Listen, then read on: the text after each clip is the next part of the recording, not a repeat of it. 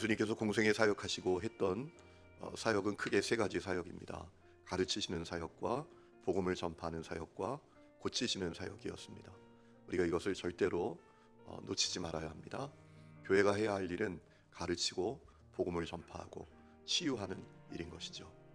여러분, 평생 살면서 열심히 살았는데 주님이 원하시지 않는 일이었다면 얼마나 참 허망하겠습니까?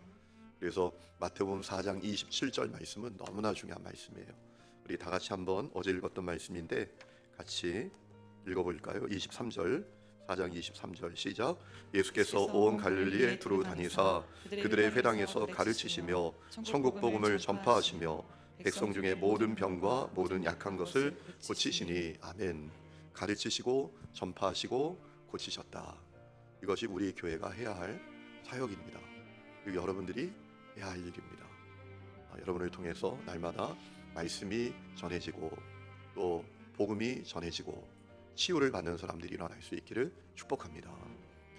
자, 그때 수많은 사람들이 예수님을 따르게 됩니다. 특별히 질병이 치유되는 것을 보고 따랐다라고 어제 말씀을 보면 되어 있지요. 그 당시에 불치병이라고 알려진 간질병, 중풍병까지 다 치유되니까 사람들이 깜짝 놀라서 예수님을 따르게 됐다라는 것이죠. 자, 오늘 말씀을 보면 그때 예수님께서 1절에 보면 산에 올라가서 이제 제자들과 그들을 가르치셨다라는 내용이 나옵니다. 주목해야 될 것은 우리 예수님이 산으로 올라가서 가르치셨다라는 겁니다. 여러분, 이스라엘 성들에게 산은 특별한 의미입니다. 왜냐하면 산에서 특별한 일이 일어나기 때문입니다. 가장 특별했던 산에서 일어난 일은 뭐죠? 출애굽기 19장 말씀을 보면 출애굽한 이스라엘 성들이 이제 시내산 아래 도착했을 때 하나님이 모세를 시내산으로 불러서 그들과 하나님과 언약을 맺는 백성이 되도록 하시고 하나님의 백성으로 지켜야 될 율법을 주시지 않습니까? 여러분, 정말 이 사건은 놀라운 사건이에요. 노예가 백성이 되는 사건입니다. 우리는 노예로 살아보지 않아서 그렇지 여러분, 노예 신분이 정말 이게 처참한 것입니다. 인간 취급도 못 받는 것입니다. 짐승보다도 못한 겁니다. 사고 파는 겁니다. 그런데 그들이 자유민이 되고 백성이 됐다. 하나님으로 말미암아. 이건 정말 놀라운 사건이죠. 그래서 출애굽기 19장 시내산에서 일어난 사건은 정말 놀라운 사건임에 틀림없습니다. 자, 그러면 오늘 말씀을 보면 예수님께서 왜 산에서 가르치셨다라는 사실을 이 마태는 강조하는 걸까요? 중요한 이유가 있습니다. 이 마태복음은 유대인들을 위한 복음서이기 때문입니다. 마치 시내산에서 하나님이 말씀하셨던 것처럼 우리 예수님이 산에서 말씀하신 것, 이것이 뭘 의미하는가? 우리 예수님은 하나님의 권위를 가지신 분이시다 라는 사실을 전하기 위해서였다라는 것이죠. 그럼 복음서마다 특징이 있지요. 마태복음은 유대인들을 위한 복음서, 마가복음은 이방인들을 위한 복음서, 누가복음은 가난한 자들을 위한 복음서라는 특징이 있습니다. 이 마태복음은 유대인들을 염두에 두고 있는 거예요. 여러분, 유대인들을 향해서 마태가 가장 간절히 원했던 게 뭡니까? 예수님을 하나님의 아들로 믿는 것 아니겠습니까? 예수님을 그리스도로 믿는 것이겠잖아요. 그래서 이제 예수님이 산에 올라서 가르치셨다. 유대인들에게는 이제 산에서 말씀하셨다라는 것은 하나님이 시내산에서 말씀하셨다라는 것을 연상시키는 것이었습니다. 그래서 우리 예수님이 하나님이시다라는 사실을 전하기를 했다라는 것이죠. 여러분, 우리 예수님이 하나님이신 것을 여러분 믿으시기 바랍니다. 자, 그리고 예수님께서 쭉 가르치시는데 오늘 말씀을 보면 8가지 복에 대한 내용을 말씀하셨습니다. 소위 우리가 말해서 팔복이라고 부르는 말씀을 하시죠. 먼저 3절에 보면 심령이 가난한 자는 복이 있다. 천국이 그들의 것이다 라고 했어요. 그럼 심령이 가난하다라는 것이 어떤 의미입니까? 하나님을 갈망하는 마음을 갖고 있다라는 겁니다. 하나님에 대해서 배고픈 겁니다. 하나님에 대해서 배가 고픈 거예요. 그 사람이 천국을 누릴 것이다. 천국이 그들의 것이다. 여러분, 천국은 뭐죠? 천국의 개념은 어떤 개념이라고 말씀을 드렸죠? 여러분 꼭 기억하셔야 합니다. 한번 따라해 보실까요? 영토의 개념이 아니라 통치의 개념이다. 하나님이 통치하시는 것은 하나님의 나라예요. 이 믿음을 가지시기 바랍니다. 그래서 여러분의 가정이 천국이 되어야 합니다. 여러분의 가정이 천국이 될 수 있는 방법은 뭐죠? 주님이 통치하시는 거예요. 우리 가정이 천국이 될 수 있는 방법은 뭐죠? 주님이 통치하시는 겁니다. 이 나라가 천국이 될 수 있는 방법은 뭐죠? 주님이 통치하시는 겁니다. 하나님의 나라는 왜 하나님의 나라죠? 거기 하나님이 영원히 거하시고 영원히 통치하시기 때문이다 라는 것이죠. 중요한 것은 우리에게 하나님을 향하여 갈망하는 마음이 있느냐, 하나님을 배고파하느냐 라는 겁니다. 그러나 안타깝게도 하나님의 부재 가운데 살면서도, 하나님의 결핍 가운데 있으면서도 아무런 문제의식이 없는 사람들이 많이 있습니다. 그럼 우리 성도들이 하나님을 갈망하는 분들이 되시기를 축원합니다. 하나님께 그런 고백을 많이 하는 분들이 되시면 좋겠습니다. 하나님, 저는 오늘도 하나님께 목마릅니다. 이 고백이 여러분에게 늘 있기를 축원합니다. 또 4절에 보면 애통하는 자는 복이 있나니 그들이 위로를 받을 것이다 라고 했습니다. 여러분, 여기서 왜 애통할까요? 여기서 애통하는 사람은 무엇을 위해서 애통하는 걸까요? 누구보다 좀 잘 나가지 못하고, 더 많이 가지지 못하고, 누구 애보다 우리 애가 좀 좋은 학교 가지 못하고, 내 인생이 누구보다 좀 잘 살지 못해서, 여러분, 그런 애통함일까요? 누가 날 알아주지 않은 그런 애통함일까요? 그런 애통함이 아니라 하나님의 나라와 하나님의 뜻이 실현되기를 기다리며 박해받는 자들이 갖는 애통함이에요. 여기 하나님의 뜻이 실현되어야 되는데, 하나님의 나라가 실현되어야 되는데 마귀의 소굴이에요. 그때 애통하는 사람들. 그럼 제가 지금도 잊혀지지 않는 기억이 있어요. 제가 부목사 사역할 때 장로님 가운데 한 분이 기도를 참 많이 하십니다. 조만석이라는 장로님이신데, 이분은 교회에 어떤 문제가 있으면 교회에 와서 기도하시더라고요. 제가 깜짝 놀랐던 게, 장의자, 소예배실이 장의자였는데 그 장의자의 옆으로 이렇게 무릎을 꿇고 앉는 거예요. 길 따라니까. 거기서 밤에부터 새벽까지 꼬박 기도하시더라고요. 애통하는 그 마음이 있는 거예요. 하나님, 우리 교회에 하나님의 뜻이 실현되어야 되는데, 하나님, 이 지역에 하나님의 뜻이 실현되어야 되는데, 그 애통함이 있는 거예요. 오늘 여러분은 무엇을 위해서 그렇게 애통하시나요? 여러분의 순에 하나님의 뜻이 실현되고 있나요? 이 나라 가운데 여러분, 하나님의 뜻이 지금 실현되고 있나요? 사실 이 나라를 위해서 우리가 애통하며 기도해야 합니다.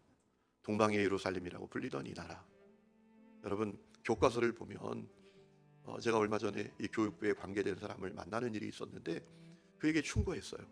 이 나라의 근대사가 기독교 없으면 존재할 수 있었냐? 이 나라의 독립운동이, 이 나라의 해방이 기독교 없으면 가능했냐? 그런데 당신들은 어떻게 교과서에서 기독교에 대한 어떤 그런 역사를 그렇게 쏙 다 뺐냐?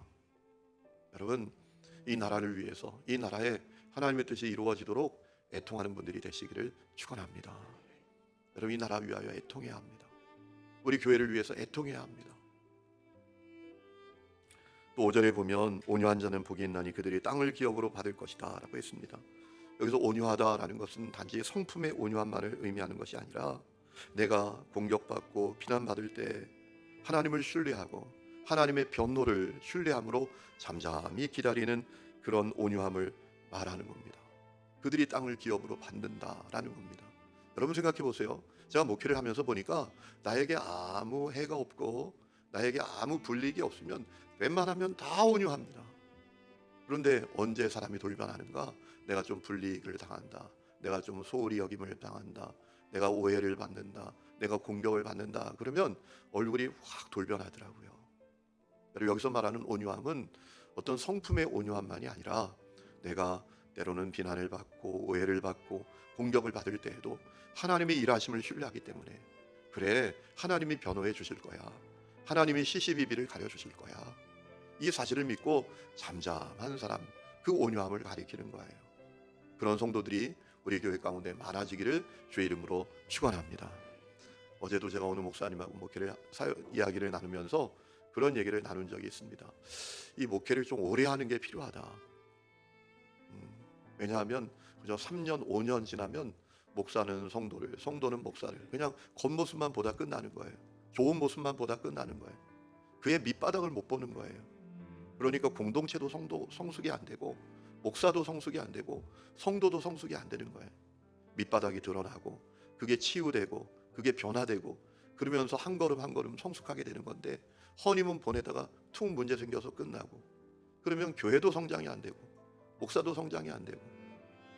제가 가끔 우리 후배들에게 그런 얘기 합니다. 감리교회에서 목회하는 거 고맙게 생각해라, 복 있게 생각해라. 여러분, 장로교회는 목회하다가 어려우면 목회 내려오면 끝입니다. 어디 다른 교회로 가는 게 없습니다. 왜냐하면 정치가 달라요. 감리교회는 감독 정치이기 때문에 그래요. 장로교회는 회중 정치이기 때문에 그런 거예요. 여러분, 장로교회는 목회를 하다가 문제가 생기면 그냥 목회를 내려놓으면 어디 다른 교회하고 바꾸고 이런 거 없습니다. 그냥 위임 받으면 끝까지 하는 거고, 위임 받지 못하고 문제 생기면 내려놓으면 끝나는 거예요. 근데 감리교회는 장로님 잘 아시잖아요, 그죠? 목회하다가 성도와 목사의 어려움이 있으면 아유, 내가 다른 교회하고 바꿀게요, 이러고 또 바뀌잖아요. 그러니까 목사도 성숙이 안 돼요. 제가 장로교회 목사님들을 만나면서 많이 느끼는 건 이분들이 참 성숙하구나, 이런 것을 느낄 때가 많아요. 제가 왜 이런 얘기를 길게 하게 되는지 모르는데, 우리 성북구 교회연합회 회장을 제가 1년 했잖아요. 교단별로 돌아가면서. 우리 교회에서 음악회를 한 적이 있죠. 여러분 기억나시죠? 오케스트라가 와서 정말 좋은 음악회였는데, 그게 끝나고 이제 여기 밑에 내려가서 식당에서 밥을 먹었어요. 이 지역에 이제 규모 있는 교회 목사님들이 다 모였죠. 처음으로 민증을 깠어요. 이게 무슨 얘기인지 아시죠? 몇 년생이냐고, 사실 나이가 다 어떻게 되냐. 제가 깜짝 놀란 사실은 제가 거기서 두 번째로 나이가 많더라고요. 저보다 훨씬 형님들인 줄 알았어요. 근데 한 명 빼고는 저기 성복중앙교회라고, 저기 욕쟁이 목사님 사역하시던 교회 아시죠? 저 종암동에 큰 교회 아시나요? 우리 교회만 아시면 돼요. 그 교회 목사님 빼고는 다 71년, 70년, 69년 그런 거예요. 제가 68년생이죠. 제가 형님들인 줄 알았어요. 그런데 이분들이 다 저보다 어린 거예요. 가만히 보니까 이분들이 성숙하더라고요. 감리교회 목사님들 만나면 좀 덜 성숙한 것 같아요. 왜? 좀 힘들면 팍 삐져가지고 나 교회 바꿀게요, 이러니까 성장이 안 돼요, 자기도. 여러분, 제가 이 얘기 말씀을 드리려고 했죠. 온유하다라는 것은 단지 성품의 온유함을 의미하는 게 아닙니다. 어떤 문제가 생기고 내게 불이익이 있고 비난이 오고 오해를 받을 때, 그때에도 하나님을 신뢰함으로 잠잠히 기다리는 것, 그 온유함이 우리 가운데 있기를 주의 이름으로 축원합니다. 그가 땅을 기업으로 받을 것이다 라고 했습니다. 여러분, 그가 인정도 받지 않겠어요. 야, 저 사람 오해했잖아, 저분 우리가 괜히 공격했잖아, 우리가 어리석었네. 그가 지도력을 갖지 않겠습니까? 그가 사람들에게 인정을 받지 않겠습니까? 땅을 기업으로 받는다라는 말씀은 그런 의미죠. 또 6절에 보면 의에 줄이고 목마른 자는 복이 있나니 그가 배부를 것이다 라고 했어요. 여기서 말하는 의는 정의가 구현된 것만이 아니라 하나님과 올바른 관계에 있는 것을 의미합니다. 하나님 마음에 합한 모습을 갖추는 것을 의미합니다. 그것에 목말라야 합니다. 여러분, 하나님과 올바른 관계를 갖는 것에 목마르십니까? 하나님 앞에 올바르게 있는 것에 대해서 목마르십니까? 이 은혜가 여러분 가운데 있기를 축원합니다.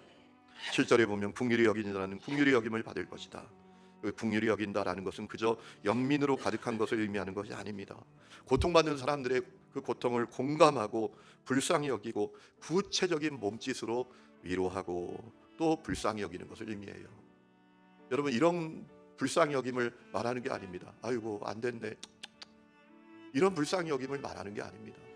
그의 고통을 구체적으로 공감하고 찾아가서 위로하고 손잡아주고, 이 불쌍히 여김을 말하는 겁니다. 그가 긍휼히 여김을 받을 것이다. 8절에 보면 마음이 청결한 자는 복이 있나니 그들이 하나님을 볼 것이다. 영적으로 육적으로 도덕적으로 마음이 깨끗한 사람 되어야 한다는 것이죠.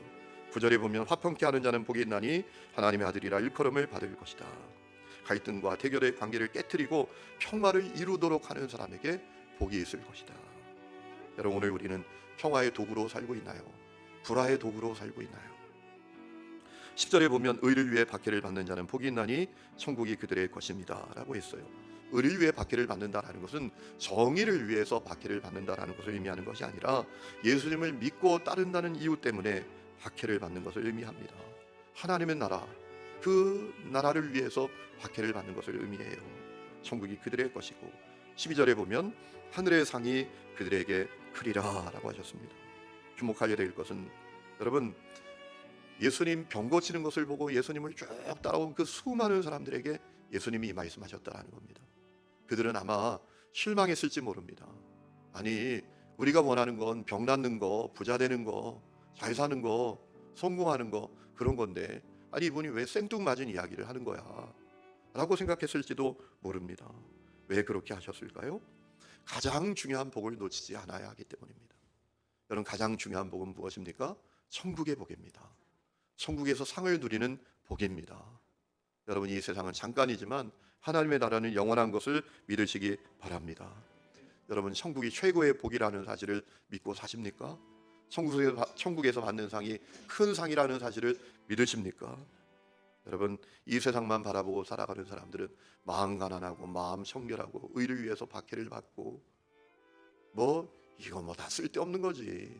왜 사서 고생을 해? 웬만하게 때 좀 묻히고 살아야 그냥 다 움켜쥐고 사는 거지. 여러분, 우리가 사는 세상이 그런 세상입니다. 여러분, 저는 우리 하나님 교회 성도들이 하늘의 복을 바라보고 천국을 놓치지 않는 복된 성도들이 되시기를 주의 이름으로 축원합니다.